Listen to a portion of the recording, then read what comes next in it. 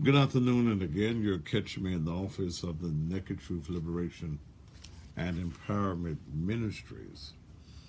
Last night, we had a great conversation on the tragic murder killing hit on Lorenzen Wright.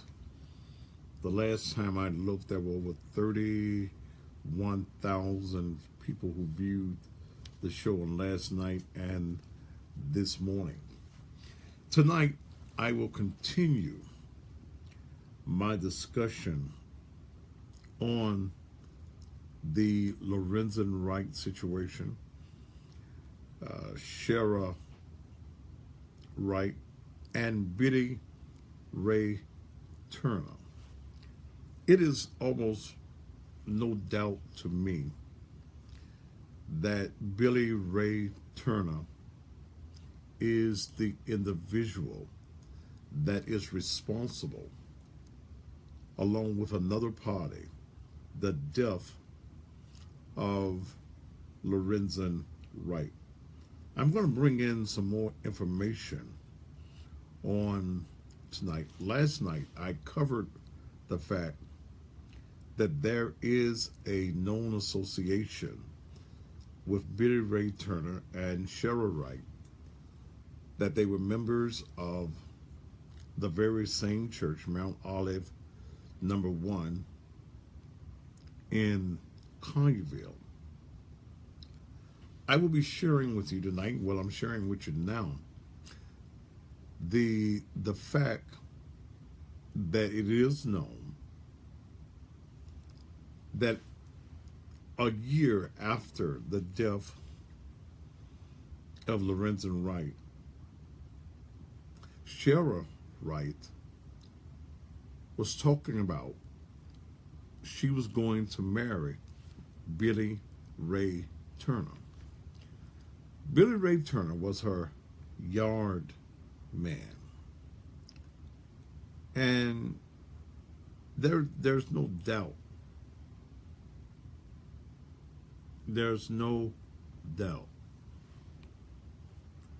that this particular situation is one that is going to encompass not only Shara, but another individual. The City of Memphis Police has reported, and this report just came out about 15 or 20 minutes ago, stating that back in 2010, Crime Stoppers got several calls that mentioned Billy Ray or Billy Turner. One of my sources that I know well has shared with me, because an individual knew Billy Ray, that prior to the murder of Billy Ray, let me just say that for TV tonight. If I give y'all all of it, y'all ain't gonna have no reason to turn on the TV tonight. So I'll save that little tidbit of information. I'm also going to be sharing something tonight that nobody else in mainstream media knows. City of Memphis Police know.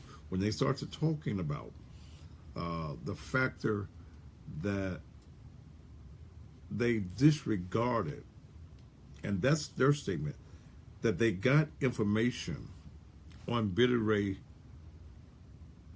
7 years ago, but they said that the statements were of no value. Well, there's an individual that told police, according to that individual, that 7 years ago, he heard the shots coming out of that area. He was at a service station at Hacks Cross and Winchester at a service station. He was living in some apartments right next to that particular area. When he left the service station, this particular car, and I'll give you the make and model tonight on the show, came down the little narrow road from the area that Lorenzen Wright's body was found in, with two male blacks in it that almost ran over him, and when it shot out into the road, almost wrecked coming out of that area quickly. This is after this particular guy states that he heard 8 to 10 shots. I'll be telling you more about that tonight, and I'll be telling you in fact what type of car that it was. And in checking with some other sources from around the Collierville area, that this was the same type of car that Billy Ray Turner was driving at that particular time. You may not have heard, and I don't think the media has reported it yet, that the $1 million bond that was on Billy Ray was revoked on this morning, which means that he's being held without bond. He was on a $1 million bond, which was going to be hard for him to get out of in the first place. But the bond has now been revoked. I'm going to give you some more information on tonight, including the reason that there will not be an affidavit that the community will be able to see. Not at this particular point, no way. And I was wondering why the case went immediately upstairs. Normally in a murder situation,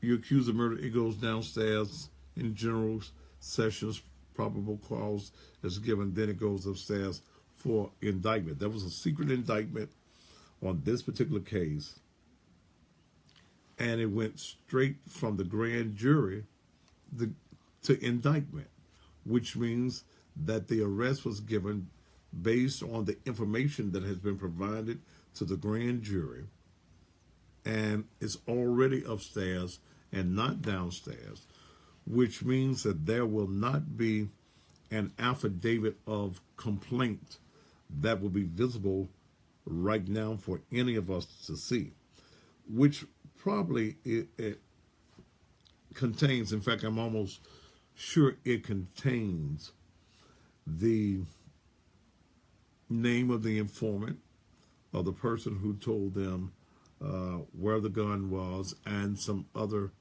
information.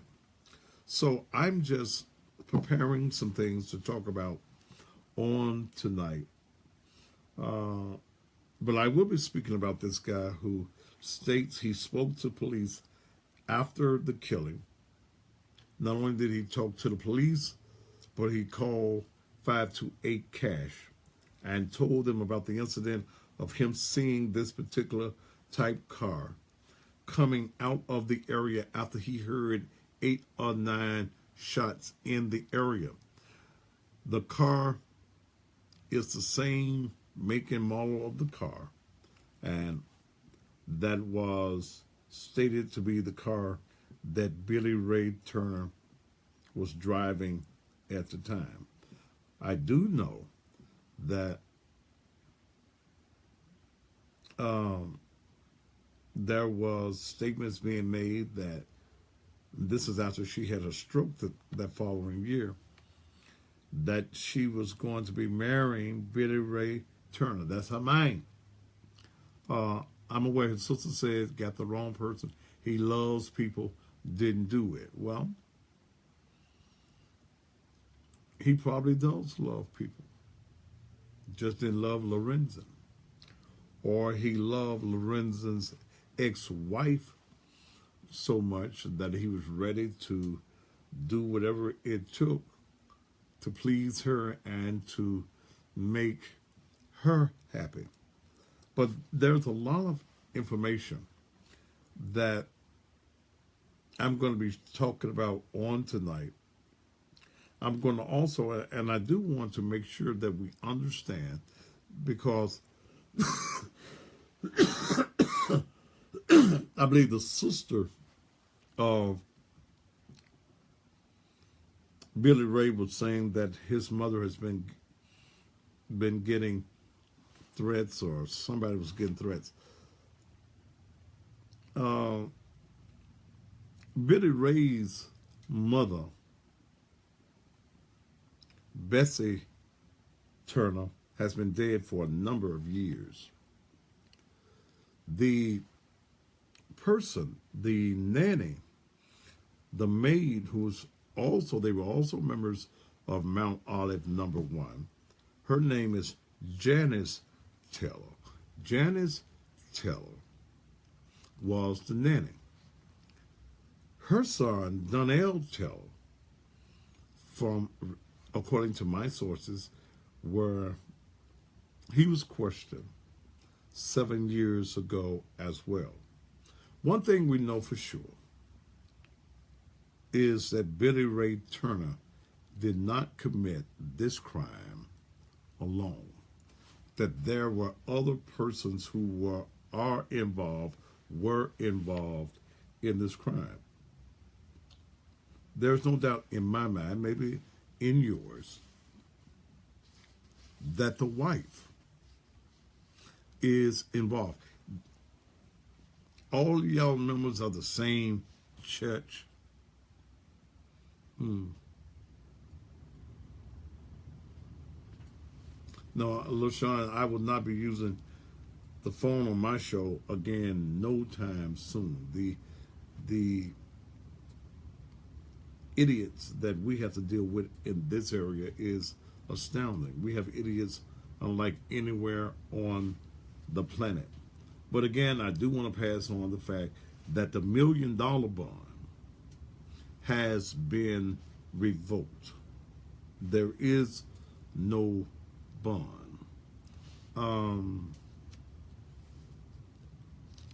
Lisa, I don't even know what you mean when you even say that. Did they pay the church off? I haven't. He was a deacon at the church. And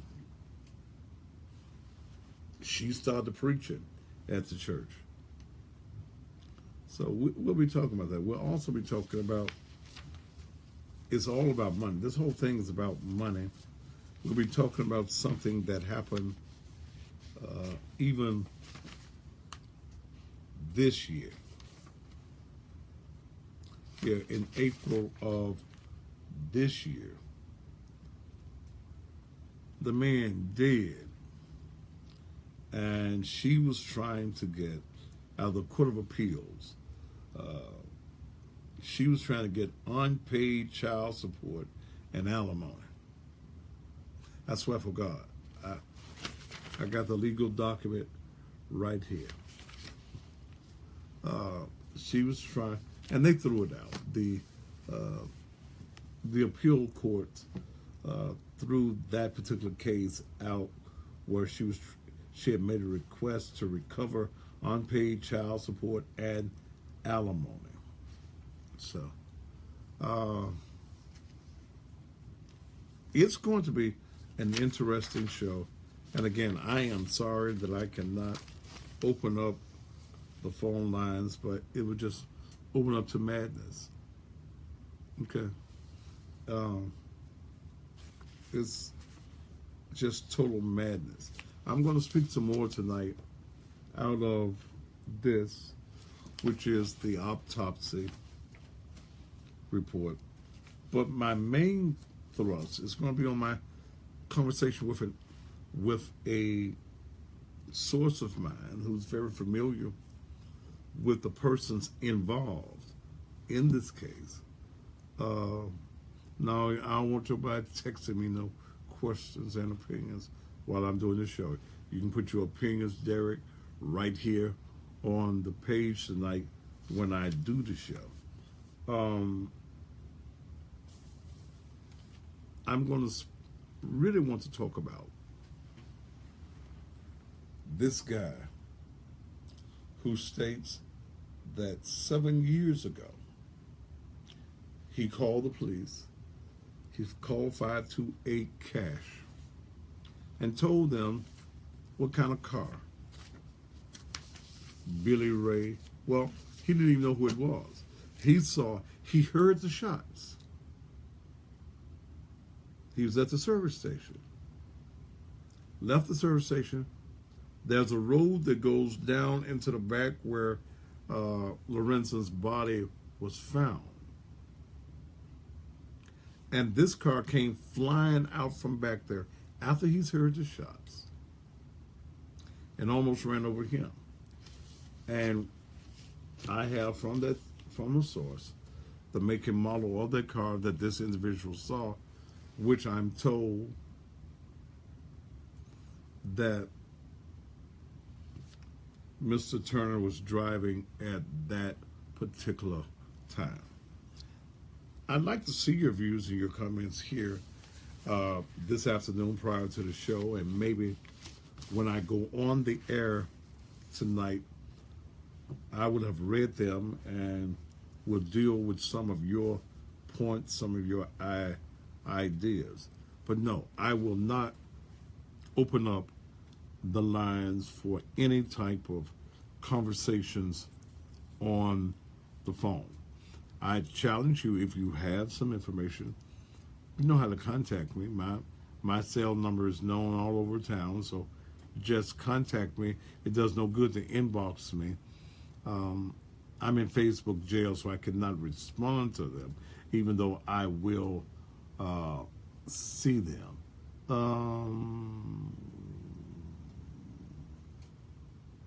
Okay. So anybody from the church that may want to contact me anonymously, feel free to do that as well. She may have been in Memphis for the last couple of weeks, as someone is saying here on the page. I have not confirmed it because this is my first hearing of that. But I'm sure that she's very worried right now.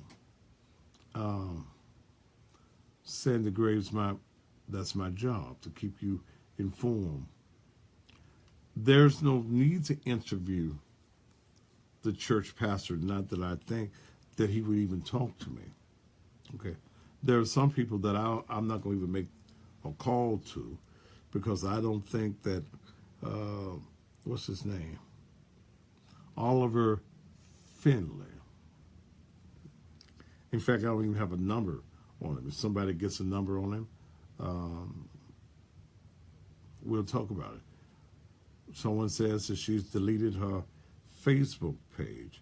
I think Billy Turner had 2 Facebook pages, one on the Billy Turner and one on the Bill Turner. But I think we will deal with all of this on tonight, and there's no telling what else I may have by that time.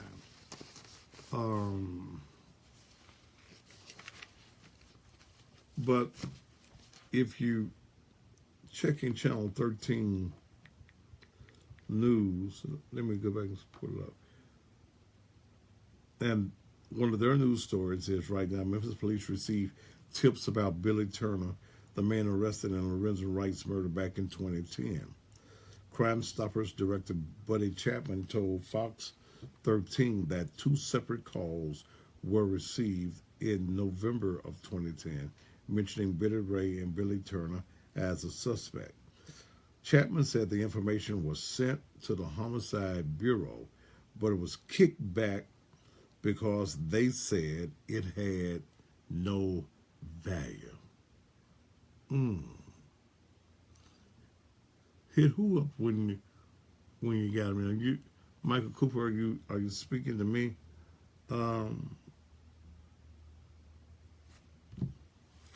So, Buddy Chapman, who is a former City of Memphis police director, is getting it off of him. And I can't blame him for that. But again, and I'm sure some of the family of Billy Turner will come on here, but I believe they got their man. I believe they've got one of the murderers. There are two different types of shell casings found at the scene of the crime. So I'm sure that we know then that that's, King Ellis, how you doing, man? That there were two types of weapons used.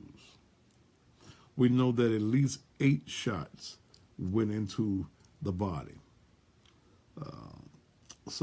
And that's just looking at the autopsy report. Okay. All right. No, I don't come on direct TV. You'll have to come right here at 7 p.m. tonight, and we'll do it right here.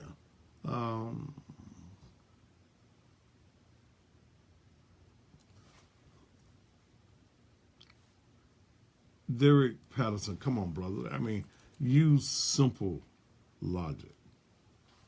I heard someone saying that he was forced into the woods or maybe kidnapped. How was he forced or kidnapped and still was able to call 911? He willingly went to the woods, but why? Why was he in the woods? Why did they meet in the woods? You're going to have to ask Lorenzen some of those questions that you asked. But apparently they didn't take his cell phone. Or maybe he was not forced and they went into the woods. Maybe they went to smoke a blunt. Who knows? Maybe all of these individuals were friends. I'm sure his being dead was as big a surprise to him as it was to everybody else. And during the time that the shooting is taking place, the first shots were taking place. Maybe those shots were not the ones to the skull. And I'm going to go back and closely look at this autopsy report, but he had time to use the phone. Okay? Had time. I believe that these were all individuals that he knew, especially Billy Turner. Billy Turner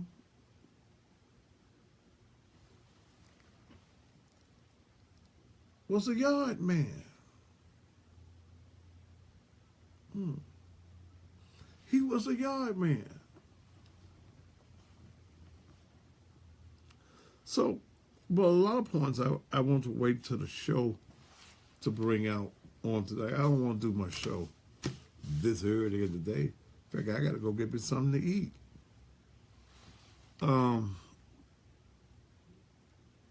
But there's a lot that's happened. I'm just hopeful again that justice is served. Yes, Stanley, where else would he be but 201 Poplar? I'm hopeful that justice is served. And there are just too many factors in this particular incident that connect the ex-wife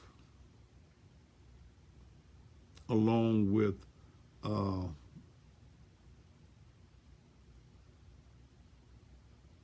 these guys here. Okay. And again, the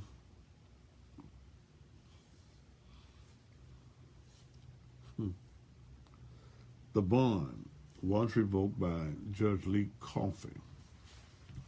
And I think that before the weekend, there will be other arrests made in this case. I invite you to join me. Oh, hell, it's 3:30. I need to go eat. I invite you to join me this evening, tonight, to join me tonight at 7 o'clock. Those of you who are watching me in the area and you have Comcast and Xfinity, it's the same thing. Okay. If you got Xfinity, just hit 3131. It's the same thing as Comcast. If not, those of you who do not have it, you are able to come right here on Facebook Live on this particular page at 7 o'clock. And we'll be doing it all over again on tonight. So until 7 o'clock tonight, when it's time for the baddest man on TV, that's me. Top of the evening to you. I'll see you at 7.